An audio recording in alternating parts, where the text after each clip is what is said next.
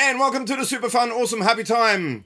Do you like to play a bass in a precise sort of way with this precision bass? Then you're in the right spot. Pedal shy. My name is Gabor.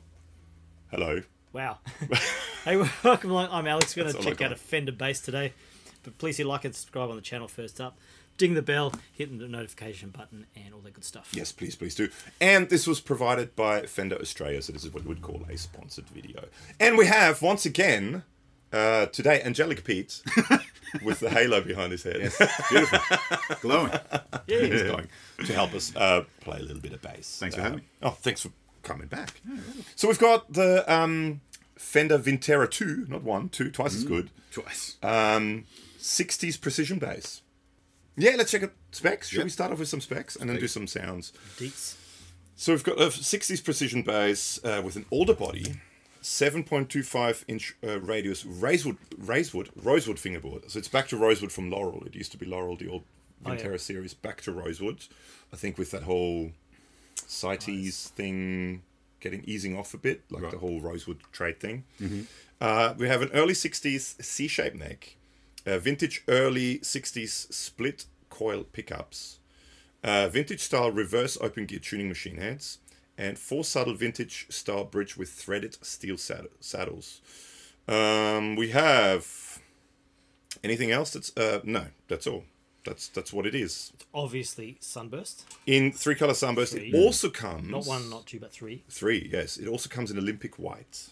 Oh, classic. With the tortoiseshell. With the tortoiseshell, yeah. We can see this. So. Yeah. There'd be a picture up later on. Very nice.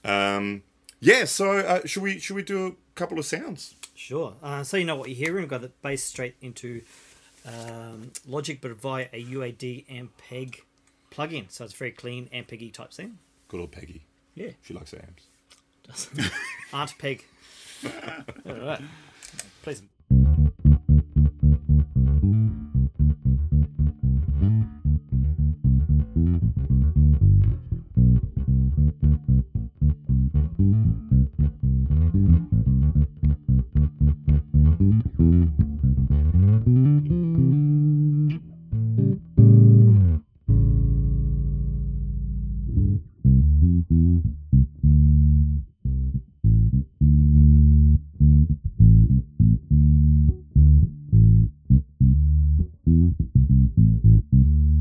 Yeah, pretty tasty. Can't really go wrong with a P bass. No, you really can't. Sounds. Peggy's quite big, isn't she? Yeah. She's a Kardashian Peggy. Oi. Yeah, I mean, no amp, straight in. Yeah. Very usable tone straight away. Yeah. It's fantastic. And the tone knob is actually really quite responsive. Okay, yeah, let's do some tone up stuff. You really notice it when you get to, I don't know, just before you get to the end there.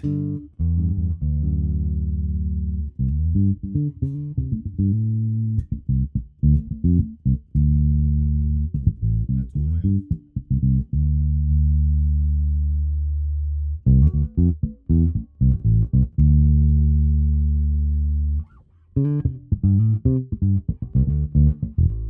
Yeah, really cool. Cool. And don't worry, there will be a fuzz used with it later on too. Ooh, so yeah. timestamps. Brace yourself. Check the timestamps below. Should we check out a jam thing? Let's check out a jam thing. Yeah, let's do it. Without fuzz.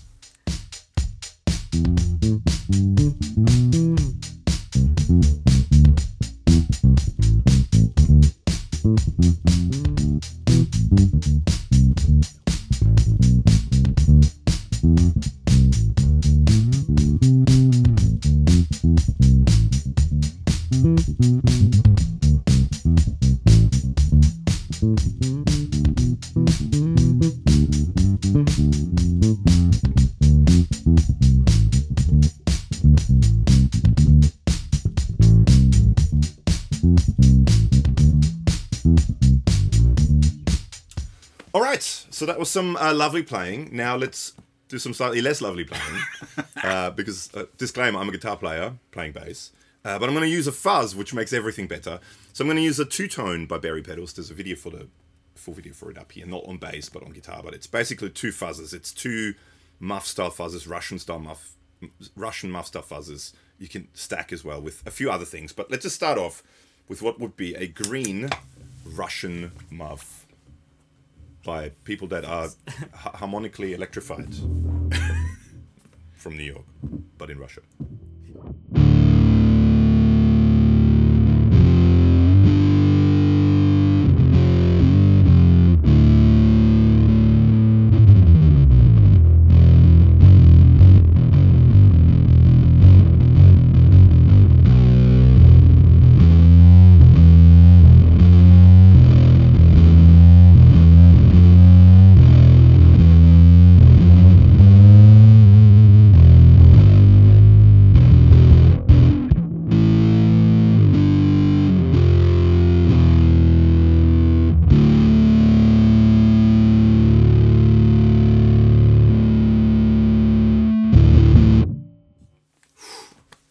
So now what does it sound like with two fuzzes on at the same time?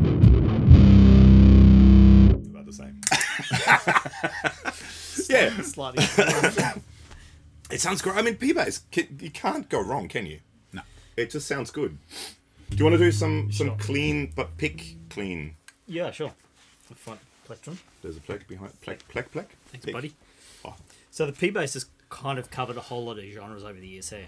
I mean, it's Like done everything, from hasn't it? Motowning stuff to punk and country and stuff. Fuzz bass.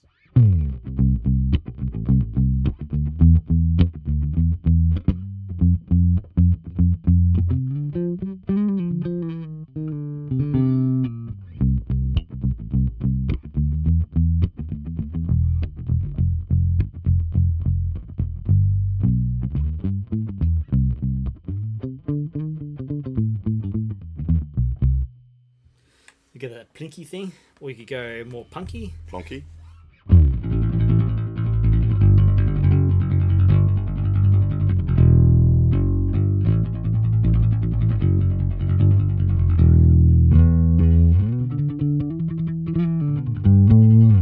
Oi. Again, yeah, you can't go wrong with it. I mean, you have, one set of pickups. I mean, it's one pickup basically. It's split, but it's one pickup. I guess the tone control can give you different options. So I think, that was a few tones. Let's go to thoughts. So first thoughts. Fingerboard, fantastic, straight up. Does have quite small frets, being a vintage spec thing. Vintage spec thing, yeah. It's fairly fat neck. It is quite a chunky neck, isn't it? It's huge. Especially we not long ago did the whole Aerodyne series, Yeah. which was a very different kind of vibe. Yeah. I like it though. Yeah. Well, it has a vintage thing to it, doesn't it? I find often I like with guitars. I'm a guitar player. I don't know if you noticed that, but I'm a guitar player. May have mentioned it. I really like, a fat neck is nice. I feel like it's like substantial, but not too baseball-y. Okay. Not too. Yeah, it's the width that really stands out. It's not a deep C or anything like that. Doesn't. It's really easy to play. But the fingerboard is really smooth, very responsive. There you go. It's very nice. Okay, So this is Mexican made. Mexican made. So this is what I was sort of looking at. Let's look at some sort of price kind of things. Yeah. Sure. So in Australia, we're looking at about $1,900. In the US, I just looked at Sweetwater. We're looking, which is kind of interesting, about $1,100 US. In a second, why I find it kind of interesting. And in Europe, Torman, they're around about the sort of 1,100-1,200 euro mark. Now, the thing I find interesting about this in Australia is a little bit cheaper than the Aerodyne series. In America, a little bit more expensive than the Aerodyne series. I find that a bit interesting. So just the price seems to be closer. Yeah. It's usually when you go to different countries, America's usually a fair bit cheaper than most other countries when it comes to American brands and most brands. But the gap seems to be less with the Vintera series than there is with a lot of other series. Sure. So we're looking in comparison.